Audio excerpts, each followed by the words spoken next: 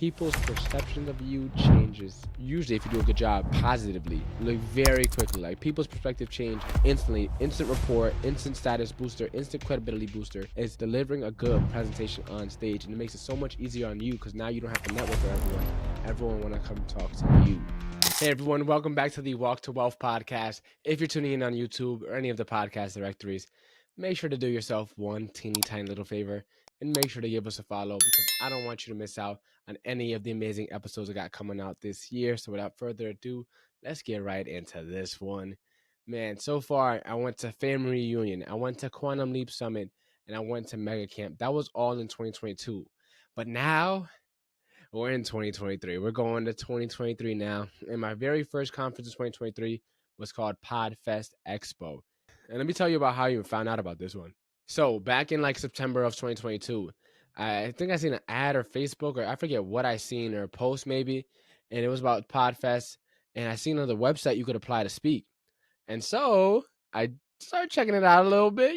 Started to searching through the website, and it was true. You could apply to speak at Podfest, and so I applied, and I wanted to be a main stage speaker because I felt like I'm a main stage type of guy. You feel me? And I ended up getting declined. But when I got declined, they said, "Hey, you can be a Pecha Kucha speaker, which is a 5 minute presentation. It's 20 slides, 20 seconds per slide. So it comes out to a little over 5 minutes, if I'm not mistaken, but essentially close to 5-ish minutes. And you only have 20 seconds per slide. So it'll move on to the next slide. And so I ended up getting accepted to speak. Now they comped my ticket to 10, which was perfect. I think I got a free creator pass just for being a speaker, but I still had to pay for my hotel and my flights. One of my boys, John Astacio, he is also a guest on the podcast. Shout out to John. He is also a podcaster. And so I was like, yo, bro, I'm going to this conference. Like, are you down to go? And he was pretty much like, yeah, I'm down to go. So I'm like, bet. We split the hotel room in half. Now we're lit. So now I paid, I forget how much I paid. I think all in, I may have paid about 500 to get to the event. Now, one thing I forgot to mention for all these events, man, food and Ubers be costing money, man. Food and Ubers be racking up money. So you got to make sure you keep track of that because that add up real quick. Um, but yeah, so we ended up going there and we flew separate. Ended up getting there. Now I forget what hotel I stayed at, but I think at this point I was starting to look into the points and miles game, and or at least I was always looking into the points and miles game. But in terms of Marriott, I think this is when I started getting a little more serious with Marriott. So I think that's when we stayed. But this was in January 2023. Went to the event, and one of the guys I got to meet. So I don't really remember much of like what I learned, but like one of the guys I got to meet, his name is he's that one guy, and he said he went on American Idol. I think William Hung, I think his name is, and he's saying she bangs, I go crazy, she moans, and that guy. And I got to meet him in person. Really cool dude, very down to earth, and he's just like how he is on TV. And he went on American Idol like I don't even know how long, like 15 years ago, maybe. Like this is years ago when he first went on American, maybe 20 years ago when he went on American Idol. Like, and he ended up getting clowned by Simon Cowell, and then that made him go viral because of how like he kept his composure, and ended up turning into a very very fruitful career for him. So I got to meet him in person.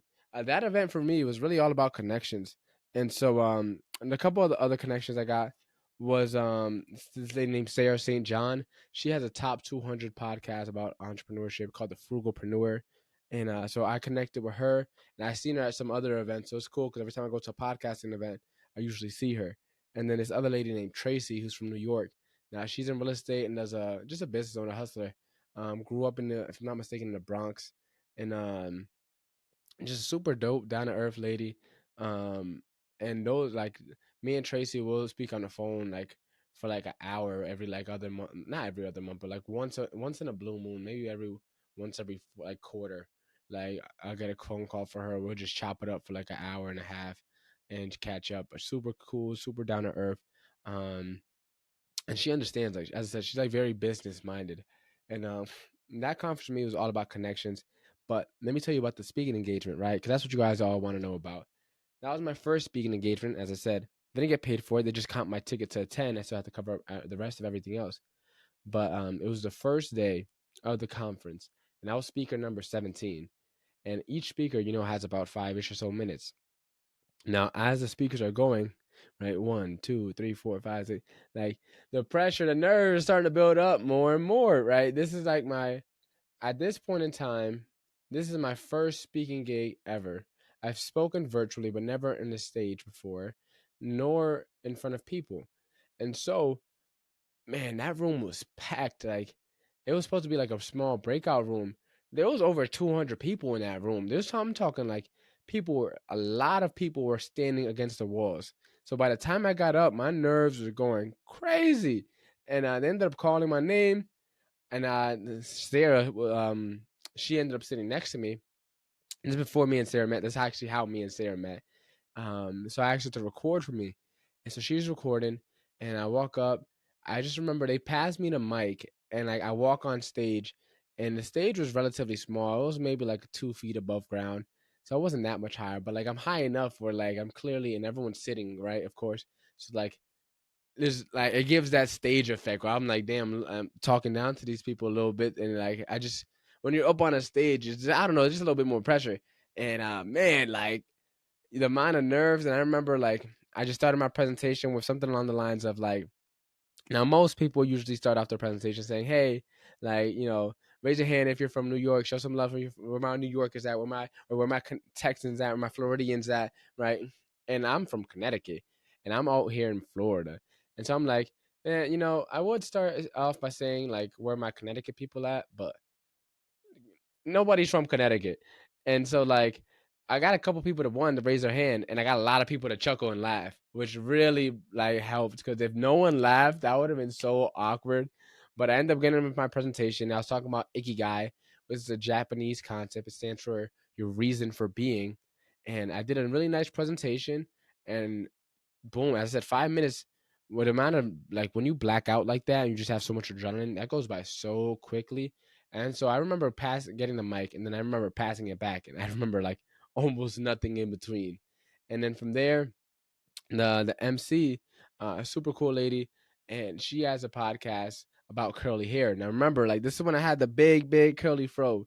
So she ended up like saying, "Hey John, would love to have you on my podcast to talk about your curls or something like that." I don't know what she said, but like I just had so much adrenaline that I didn't even hear anything until someone later on that day told me like, "Hey John, like you did such a great job, like." Even the MC even wanted you to hop on their podcast, and I was like, "What are you talking about?" She's like, "Yeah, she mentioned it at the end of the presentation," and I ended up seeing her that next day. We connected, and like that's when I asked her, and she was like, "Yeah, I asked you, but you didn't say anything."